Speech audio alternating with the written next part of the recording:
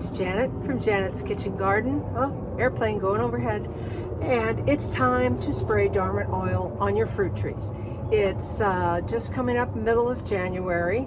It's still pretty cold outside. Days, for the most part, are in the 50s and 60s. Nights, we've had some freezing and below and down into the 20s. So as you can see, I've been protecting the gardens. I'll get into that later. Right now, what we're going to do is spray our fruit trees with Dormant oil. I use high yield Dormant spray.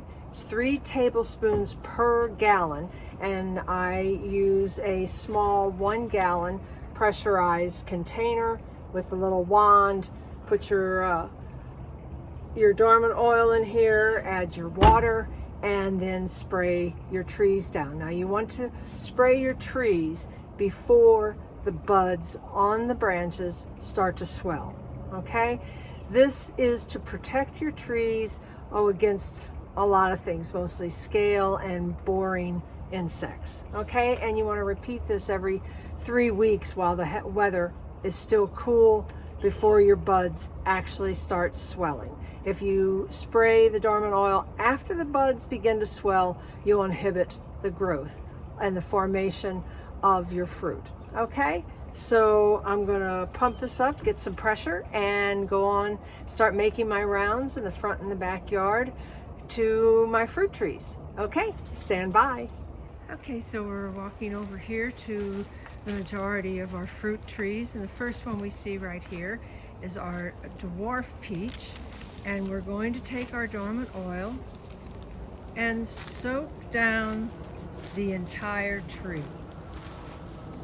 Okay, and you can see on the tree the little knobs along the little branches. Those are all your buds for the spring, and they're have enlarged, but they're not swelling.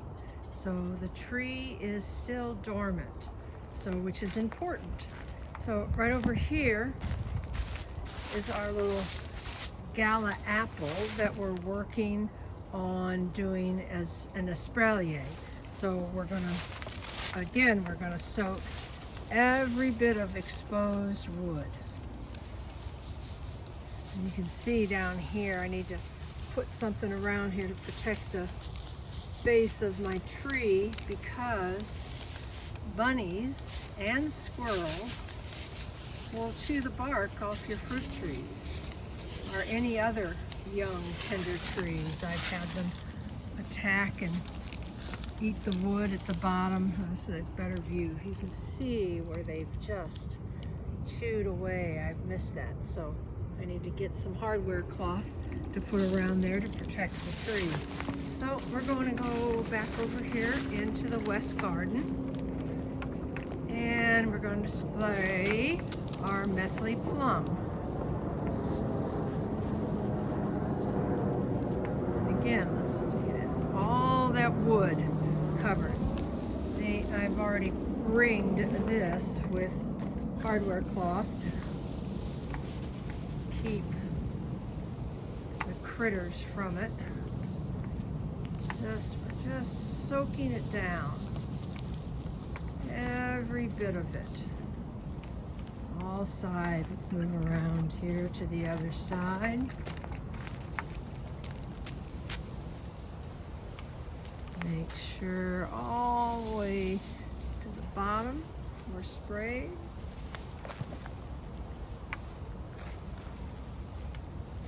Okay, while I'm here, I'll just mention this. We've had some really cold temperatures here in Dallas. We've had nights in the 20s, and days will climb back up. Like Tuesday, it'll be 71, but the following day we'll get up to 50, and then it's going to plunge to 25. So what I do on the beds, all of these beds are planted. Like this one right here at the end is full of lettuce and carrots, and then my strawberry bed, and then in front of that is Chinese cabbage, and well, there's just things planted in every bed. So to keep being able to harvest and not let any of this go to waste, I put a double layer of freeze cloth on the bed, and then I cover the bed in 6 mil plastic, and I clamp it down. So what I'm basically doing is creating these little greenhouses. And the front one there, you can see the light shining through it. There are 2 beds underneath that piece. I ran out of spring clamps, so on this bed, this is where I have my red beets, and there's lots of onions in here, and also I've just recently planted carrots and lettuce. So again, it's 2 layers of freeze cloth and then the plastic over it. All right, let's walk on up to the other dwarf peach tree. And this fall, this winter, I've just planted another dwarf tree, which is right here. This is called a pixie crunch, and it's a small apple, little 2-bite apple. They call it pixie because it'll just fit in your hand. It's just tiny little apple. And I've never grown one of these, never even heard of it. But I get, and you can see down here where the rabbits were chewing on the tree. And I've ringed it with the hardware cloth to protect it. So I'm really looking forward to this. The important thing to remember on your fruit trees, your young fruit trees like this, you go ahead, you can let them bloom and enjoy the flowers, but don't let the fruit set. As soon as the fruit starts setting behind the bloom, pinch that off. And the reason we do that is to give your tree all the energy to go into the roots, not into trying to set and support the growth of fruit. The first couple years, all you want is root expansion, so that tree gets well acclimated. All right, that's my little dwarf peach tree. All right, now we're going to go out to the front. Okay, we're in the front yard now, and the first thing we're going to spray is our little Espalier Gala apple right here. I mean, no, this is a Granny Smith, sorry. So let's get this sprayed real quick. And in the Espalier, you take a strong centiliter, like you can see here, and you go up as high as you want to go. I went about 20 inches, and then took 2 good laterals and am training those to this bar, and then up a next step, another foot, and then 2 more laterals. And I'll do this to a level of about 5, or what do I have, 1 2 3 4 5. I'll do this up to 6 levels. This is a good 10-year process right here. But you want to prune, when you're doing an Espalier, you want to prune everything off this trunk, this centiliter, except for your laterals. And then in your first year, continue to prune everything off so that you get nice, strong laterals. And now on these little pieces right here that you see, these are called spurs, and that's where your fruit, this is what will bloom and set your fruit. Again, all last year, I pruned off the majority of these spurs and did not let them get out of hand. And now I will do the same thing this spring. After they bloom, I'll go ahead and let this bloom, and then before it sets fruit, I'll take them all off. Okay, let's move on to the nectarines. I have 2 small nectarines in the front yard. This is one, and what we're working on here, of course, is an open center and lateral branching so that the fruit is easy to pick.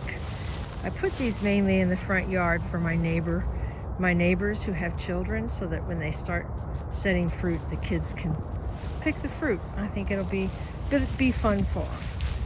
And over here, we have our other nectarine.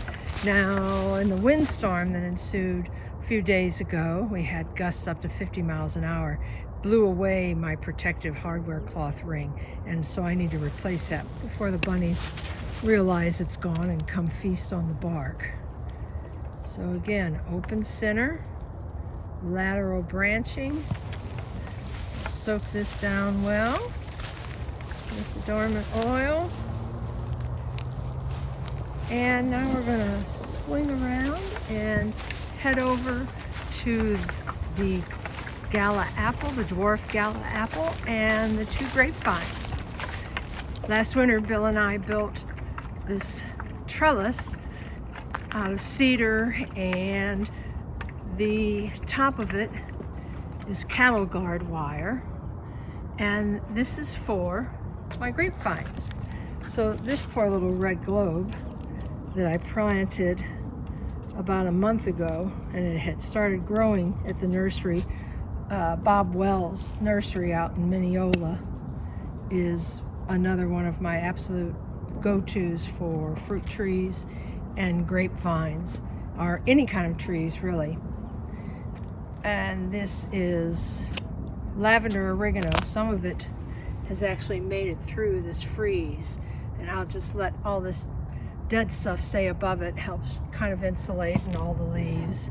That's oregano, and more oregano. And then this is my champel, and it's been in, this will be its 2nd season of growth, and I've just been twisting it around the post here so that it could get up to